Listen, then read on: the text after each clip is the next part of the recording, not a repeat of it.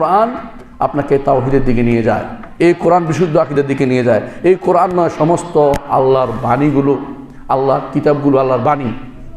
তাওরাত আল্লাহর বাণী, ইনজিল আল্লাহর বাণী, আল্লাহর কথা, জাবুর আল্লাহর কথা, সুহফ ইব্রাহিম ও মূসা এগুলি আল্লাহর কথা। আল্লাহর কথা আমাদের কাছে পাঠিয়ে দিয়েছেন কেন? দয়া করে তিনি, যে আমার কথা যদি শুনে আমার বান্দারা আমার দিকে ফিরে আসবে। আল্লাহর কথা শুনে যে ব্যক্তি মন ভালো হয় না, আল্লাহর বাণীতে যার আনন্দ আসে না, গান গেয়ে যে আনন্দ পায়, সে ব্যক্তি আল্লাহর কিতাবের আনন্দ পায় না। ইবনে কাইয়িম রাহমাতুল্লাহ আলাইহি বলেন, যে ব্যক্তি সামা কুরআনি, সামা রহমানি, রহমানের কথা শুনে যে ব্যক্তি আনন্দ পায় না, সেই ব্যক্তি শুধু মানুষের কথা ঠোঁট বাঁকা করে বললে, সুন্দর করে বললে তার ভালো লাগতেছে। মানুষের কথা কি মূল্য আছে? মানুষের কথা কি মূল্য আছে? সৃষ্ট জিনিসের কথা ভুলে ভরা, এগুলি দিয়ে আপনি যদি কোনো আনন্দ পান, আল্লাহর কোরআন শুনে কেন আনন্দ পান না? রাসূলুল্লাহ সাল্লাল্লাহু আলাইহি ওয়াসাল্লাম কোরআন শুনে আনন্দ পেতেন, কোরআন শুনতেন সাহাবা একরামের কাছ থেকে, এবং কোরআন শুনে চোখের পানি ছেড়ে দিয়েছেন। আপনি দেখছেন রাসূলুল্লাহ সাল্লাল্লাহু আলাইহি ওয়াসাল্লাম, হাদিসটি আপনাদের চোখের সামনে গেছে, যে রাসূলুল্লাহ সাল্লাল্লাহু আলাইহি ওয়াসাল্লাম বলেছেন যে আমাকে একটু কোরআন পড়ে শোনাও। তিনি পড়ে শুনে বললেন, যে ইয়া রাসূলুল্লাহ, আপনার উপর নাজিল হয়েছে, আমি শোনাবো? বলে, হ্যাঁ, তুমি আমাকে কোরআন পড়ে শোনাও। তো আমার উপর নাজিল হলো, তিনি পড়েছেন। যখন এই আয়াতে গেলেন, ফাসাউফা, ওই অত কী অবস্থা হবে ওই আয়াতটা, যে যখন সমস্ত মানুষকে একত্র করা হবে, ফাকাইফা ইযা জামা'নাহুম লিয়াউমিন লা রাইবা ফীহি ওয়া উফিয়াত কুল্লু নাফসিন মা কাসাবাত ওয়া হুম লা ইউযলামুন। এই আয়াত যখন পড়লেন রাসূলুল্লাহ, সাহাবী যখন পড়লেন, রাসূলুল্লাহ সাল্লাল্লাহু আলাইহি ওয়াসাল্লামের চোখ দিয়ে পানি বেরোতে লাগলো। যে রাসূলুল্লাহ, সাহাবী তখন তার চোখের দিকে তাকালেন, চোখ দিয়ে পানি বেরোচ্ছে। কোরআন পড়লে সুন্দর করে, কোরআন অর্থ বুঝলে আপনার চোখ দিয়ে পানি আটকাতে পারবেন না। রাসূল ইবনে আব্বাস রাদিয়াল্লাহু আনহু বলেন, আল্লাহ তাআলা তিনি ওয়াদা নিয়েছেন, দুনিয়াতে কেউ যদি কোরআন পড়ে সে কোনোদিন সে পথভ্রষ্ট হবে না, আখিরাতে কোনো হতভাগা হবে না। ইবনে আব্বাস রাদিয়াল্লাহু আনহু বলেছেন, কারণ আল্লাহ তাআলা বলছেন লা ইয়াদুল্লু ওয়ালা ইয়াশকা, পথভ্রষ্ট হবে না এবং ওয়ালা ইয়াশকা, হতভাগা হবে না, আল্লাহ কোরআনে কারীম বলে দিয়েছেন। এবং কোরআনে কারীম বলেছেন, মা আনজালনা আলাইকাল কোরআন লিতাশকা, আপনাকে হতভাগা করার জন্য কোরআন তো নাজিল করা হয় নাই। কোরআন নাজিল করা হয়েছে আপনাকে সফলের পথে দিয়ে নিয়ে যাওয়ার জন্য, আপনাকে হেদায়েতের পথে নিয়ে যাওয়ার জন্য, আপনাকে জান্নাতের পথে নিয়ে যাওয়ার জন্য, আপনি দুনিয়ার মানুষের কথা শোনার জন্য, গান শোনার জন্য, অমুকটা শোনার জন্য, বিভিন্ন ইসলামী সঙ্গীত নাম দিয়ে শোনার জন্য কোরআনকে দূর রেখেছেন। এদের দ্বারা কোরআনের কাজ হয় না, কোরআনের শোনা হয় না। কোরআন যত বেশি পড়বেন তত বেশি আপনার কাজে লাগবে। সলফে সালেহীন কেন এত বেশি কোরআন পড়তেন? তারা বাকি সময়টা কোরআন পড়তে আল্লাহর সাথে কথা বলছেন, আল্লাহর সাথে কথা বলছেন, আপনি আল্লাহর সাথে কথা বলছেন। বড় সুযোগ এটা, আল্লাহর বাণী, আল্লাহ আপনার সাথে কথা বলে। সালাতে যখন দাঁড়ান আপনি আল্লাহর সাথে কথা বলেন, কোরআন যখন পড়েন আল্লাহ আপনার সাথে কথা বলে। এই সুযোগটা আপনি কেন হাতছাড়া করেন? এই হাতছাড়া করে কারা? যারা বুঝে না তারাই। এই কোরআন নাজিল হয়েছে এই তাওহীদকে বাস্তবায়ন করার জন্য। এই জন্য যে সমস্ত কিতাবের মধ্যে, যে সমস্ত বই পৃথিবীতে এখন অনেকেই গ্রন্থের দাবি করে অমুকটা কি আল্লাহর গ্রন্থ কিনা, তাওহীদের কথা আছে কিনা? তাওহীদের কথা নাই, এটা আল্লাহর বাণী নয়। তাওহীদের কথা না থাকলে, আখিরাতের কথা না থাকলে আল্লাহর বাণী নয়। রিসালাতের কথা না থাকলে আল্লাহর বাণী নয়। আল্লাহ দেয়ার বিধিবিধান থাকতে হবে, আল্লাহর দেয়া ইমানের কথা থাকতে হবে, আল্লাহর দেয়া নবীদের কথা মানতে হবে, আখিরাতের কথা থাকতে হবে, নাহলে সেগুলি আল্লাহর বাণী নয়। এই জন্য আল্লাহর বাণী হওয়ার জন্য শর্তই হচ্ছে এটাকে জানতে হবে তাওহীদের কথা আছে কিনা। এই জন্য তাওহীদ দিয়েই আল্লাহ তাআলা সমস্ত কিতাবগুলি নাজিল করেছেন। মুহাম্মদ রাসূলুল্লাহ সাল্লাল্লাহু আলাইহি ওয়াসাল্লাম দুনিয়া শুধু মক্কি জিন্দেগি নয়, মাদানী জিন্দেগির শেষ দিকে পর্যন্ত তিনি এই তাওহীদের দাওয়াতের নির্দেশ দিয়েছেন। যখন তিনি মুআয ইবনে জাবাল রাদিয়াল্লাহু আনহু ইয়েমেনে পাঠিয়েছেন, তখন ইয়েমেনে মুআয ইবনে জাবাল রাদিয়াল্লাহু আনহু তিনি যাচ্ছেন নবুয়তের 10ম বছরে, অর্থাৎ 33তম বছরে, অর্থাৎ মুহাম্মদ রাসূলুল্লাহ সাল্লাল্লাহু আলাইহি ওয়াসাল্লাম তিনি মদিনা থেকে তাকে পাঠাচ্ছেন। পাঠানোর সময় বলছেন, মুআয, দ্বিতীয়বার এসে হয়তো তুমি আমাকে দেখতে পাবে না দুনিয়াতে, অর্থাৎ রাসূলুল্লাহ সাল্লাল্লাহু আলাইহি ওয়াসাল্লাম দুনিয়া থেকে চলে যাওয়ার মুহূর্ত। তারপরেও তিনি তাকে এই দাওয়াত থেকে বিরত থাকতে বলেন নাই। বলছে কি, তুমি আহলে কিতাবদের একটা কওমের কাছে যাবে, তাদেরকে তুমি ফালিয়াকুন আউয়ালু মা তাদউম ইলাইহি শাহাদাতু আল্লা ইলাহা ইল্লাল্লাহ, প্রথম দাবি হবে, প্রথম দাওয়াত হবে তোমার শাহাদাতু আল্লা ইলাহা ইল্লাল্লাহ, আল্লাহর দিকে আল্লাহর একমাত্র আল্লাহর ইবাদত করতে হবে, আল্লাহর ইবাদত করো, এই নির্দেশ প্রথম হবে। এইটা মানার পরে দ্বিতীয় নির্দেশ হবে সালাত আদায়ের কথা। আমরা অনেক কিছুই আজকাল করি, দাওয়াতের বিভিন্ন রকমের সেক্টর বেরিয়েছে, কিন্তু সত্যিকারের লা ইলাহা ইল্লাল্লাহ অর্থ অনেকে বুঝে না, সে দাওয়াত অনেকে দেয় না। লা ইলাহা ইল্লাল্লাহর অর্থ কিন্তু আল্লাহ ছাড়া কোনো কেউ শক্তিশালী, কোনো শক্তি, এটা শক্তি না, এটা নয়। আল্লাহ ছাড়া কেউ আইনদাতা বিধানদাতা, এটার অর্থ নয়। আল্লাহ ছাড়া বিধানদাতা এটা রুবুবিয়তের অর্থ। আল্লাহ ছাড়া আল্লাহ ছাড়া বিধানদাতা কেউ নেই, রুবুবিয়ত রব হওয়ার অর্থ। কিন্তু লা ইলাহা ইল্লাল্লাহ অর্থ আল্লাহ ছাড়া কেউ আমার ইবাদত পাওয়ার যোগ্য নয়, আমার দাসত্ব, আমি শুধু তাঁরই দাসত্ব করি, আমার কাছ থেকে তাঁর দিকে শুধু ইবাদত যাবে, আমি তাঁরই কথা শুনবো, তার বাইরে কারো কথা শুনবো না। এটা হচ্ছে লা ইলাহা ইল্লাল্লাহর অর্থ। তার নির্দেশ আমি প্রতিপালন করব, তার আনুগত্য করব, এটা হচ্ছে লা ইলাহা ইল্লাল্লাহর অর্থ। লা ইলাহা ইল্লাল্লাহর অর্থ এটা নয় যে রাষ্ট্র ক্ষমতা কে নেবে, এটা লা ইলাহা ইল্লাল্লাহর অর্থ নয়। এটা রুবুবিয়তের অর্থ, রব, আল্লাহকে রব মানার জিনিস। সুতরাং রবুবিয়ত উলুহিয়তের পার্থক্যটা আপনাকে করতেই হবে। এইটার মধ্যে অনেকেই ভুল করে বসে আছেন। অনেকে ইলাহের অর্থ মনে করছেন যে সর্বময় ক্ষমতার অধিকারী, না, এটা উদ্দেশ্য নয়। সর্বক্ষমতার অধিকারীর জন্য আপনি কী দিবেন, এটা হচ্ছে উলুহিয়ত। তিনি রব হিসাবে তিনি সব কিছু করেছেন, আর ইলাহ হিসাবে তিনি সব কিছু পাবেন, এভাবে মনে করতে হবে। আমার কাছ থেকে যা যায় তা হচ্ছে উলুহিয়ত, আর তার কাছ থেকে যা আসে সবই হচ্ছে রুবুবিয়ত। এই সিস্টেমে বুঝতে পারলে আপনি আল্লাহকে বুঝতে পারবেন, আল্লাহকে জানতে পারবেন।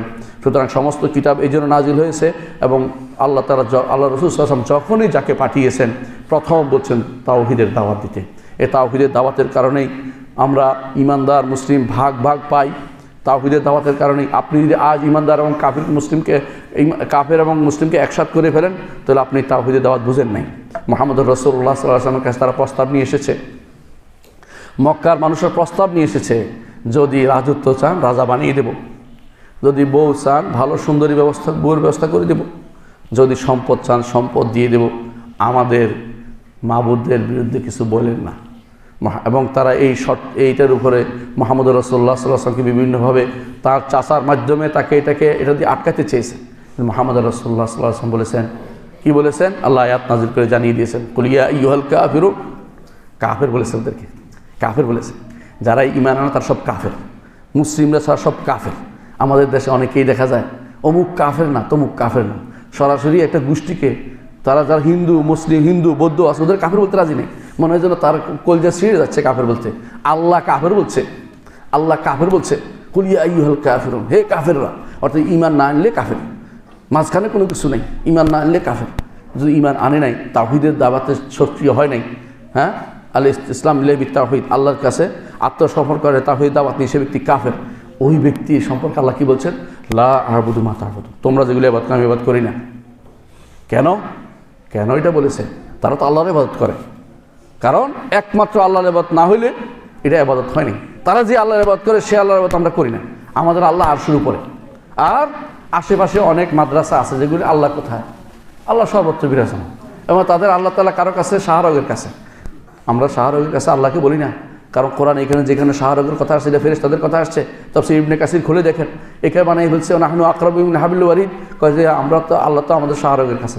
এটা কিন্তু বলে নাহনু আকরাবু ইলাইহি মিন হাবিল ওয়ারিদ, আগের পরে আয়াতে ফেরেশতাদের কথা বলা হয়েছে। এরপরে বলছে ইজ ইয়াতালাক্কাল মুতালাক্কিয়ান আন ইয়ামিনি ওয়া শিমাল কাঈদ, ডানে বামে বসে থাকা ফেরেশতারা যখন তোমাদের আমলগুলি লেখে তখন তোমাদের শাহরগের কাছে তারা থাকে, এই কথা বলা হয়েছে। আর আমরা নিয়ে গেছি এটা আল্লাহর কাছে, যে আল্লাহ তাআলা আমাদের শাহরগের কাছে না।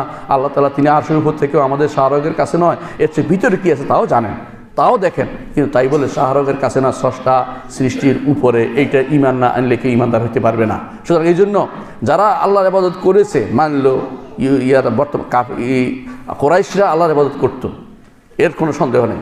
কেন? আপনারা জানেন কুরাইশ নেতা কে ছিল? আবু জাহাল যখন রাসূলের বিরুদ্ধে যুদ্ধে যাবে, বদরের যুদ্ধে, সে কি করেছে? কাবার গিলাফ ধরে, কাবার দরজা ধরে আল্লাহর কাছে শুধু ফরিয়াদ করতেছে, আল্লাহ আমাদের ভাই যে শত্রুতা তৈরি করে দিয়েছে, এবং বন্ধুতে শত্রুতা তৈরি করে দিয়েছে, বাবা ছেলেকে আলাদা করে দিয়েছে। উদ্দেশ্য কার? মুহাম্মদ রাসূলুল্লাহ সাল্লাল্লাহু আলাইহি ওয়াসাল্লামকে। কেন? ঈমান আনার পরে আলাদা হয়ে গেছে। বদদোয়া করতেছে, আল্লাহ তাকে আগামী দিন পিষে ফেলুন।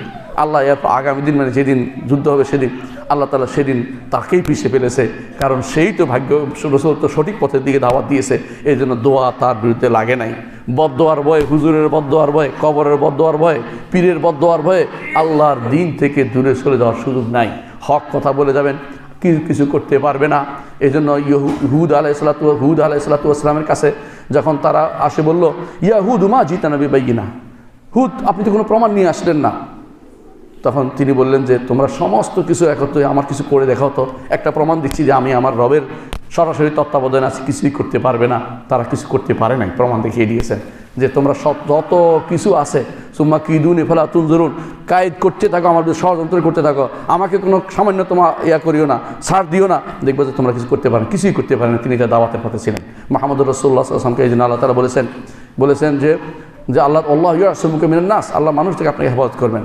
এরা আপনাকে পাহারা দিচ্ছে, পাহাড় দরকার নেই, এরপর রাসূল বলে আমার পাহাড় দরকার নেই, তোমরা চলে যাও, আল্লাহ আমার হেফাজত করবেন। এই জন্য আল্লাহর দিন হেফাজত যদি নাও করে সে ব্যক্তি শহীদ হবে, আল্লাহর কাছেই যাবে। সুতরাং এবারে আল্লাহ তাআলার যেটা উদ্দেশ্য সে সাধিত হবে। সুতরাং কারো কাছে ধর না ইমানদার দেয় না, একমাত্র রব্বুল আলামিনকে সে ভালোবাসে, তার কাছে সব কিছু তার কাছেই নিয়ন্ত্রিত হয়।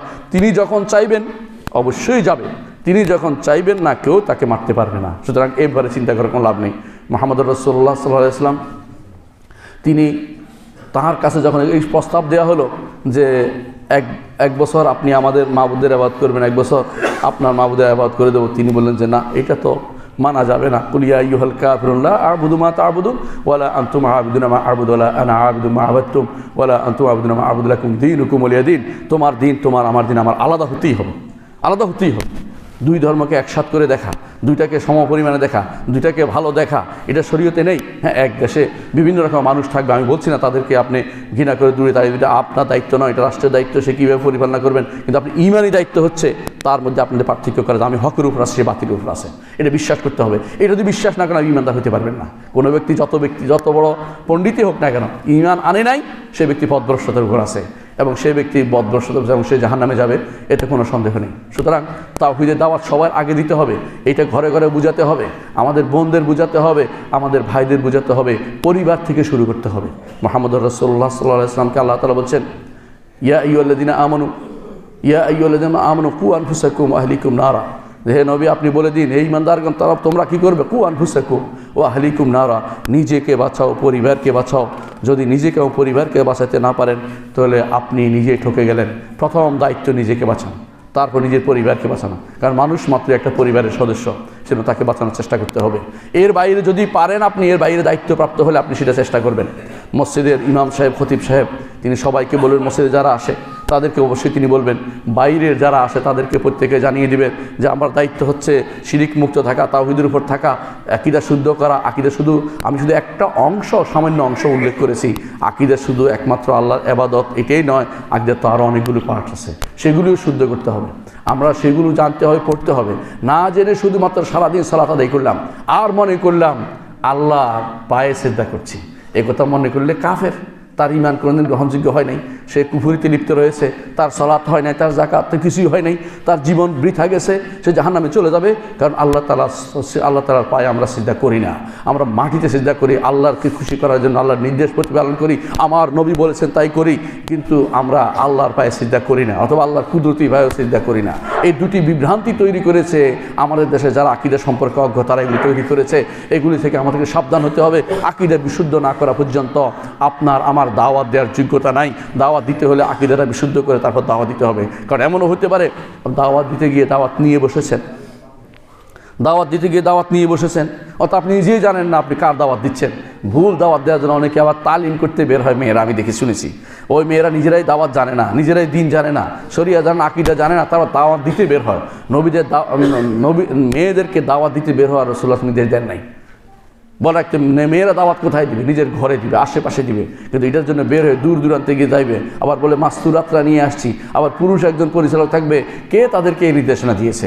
মেয়েদেরকে প্রত্যেক পিতা তার সন্তানকে শিক্ষা দিবে, প্রত্যেক স্বামী তার স্ত্রীকে শিক্ষা দিবে, প্রত্যেক পরিবারের পুরুষরা তার স্ত্রীকে শিক্ষা দিবে, এটাই যথেষ্ট হবে। তাদের জন্য দূর দূরান্তে গিয়ে এইভাবে তালিম করার সিস্টেম আমার নবী জানিয়ে দেন নাই, এবং ইসলামের কোনো নজির আমরা খুঁজে পাই না। আয়েশা রাদিয়াল্লাহু আনহা উম্মতের মধ্যে শ্রেষ্ঠ ইলমের অধিকারী ছিলেন। কোনোদিন তিনি বের হতেন না, তার কাছে নারীরা আসতো তার কাছে শিক্ষার জন্য। এটাই নিয়ম। আলেমদের কাছে জাহেলরা যাবে, জাহেলরা আলেমদের ঘরে ঘরে ঘুরে বেড়াবেন, এটাই নিয়ম। জাহেলরা আলেমদের কাছে যাবে, কিন্তু আলেমরা গিয়ে জাহেলদের বাড়িতে ঘুরঘুর করবে, এর দাওয়াতের জন্য যাবে, কিন্তু নারীরা ঘর থেকে বের হবে না, এটাই নিয়ম। কিন্তু এই নারীরা অনেক সময় এমন সব কথাবার্তা বলে, আজগুবি, নিজে জানে না তারপরেও কথা বলার চেষ্টা করে। এই জন্য ইলম অর্জন করতে হবে সবার আগে, এবং সমস্ত কিছুর আগে আল্লাহ সম্পর্কে ইলম অর্জন করতে হবে। শরফ, এটা হচ্ছে মর্যাদা। আল্লাহ সম্পর্কে জানাটা হচ্ছে দুনিয়ার বুকে শ্রেষ্ঠ নেয়ামত, আল্লাহকে দেখা হচ্ছে আখিরাতে শ্রেষ্ঠ নেয়ামত। আল্লাহ যেন আমাদেরকে এই নেয়ামত থেকে বঞ্চিত না করেন। আকুলু কাউলি হাযা ওয়াস্তাগফিরুল্লাহ লি ওয়া লাকুম ওয়া লিসাইরিল মুসলিমিন ফাস্তাগফিরুহু ইন্নাহু হুয়াল গাফুরুর রাহিম।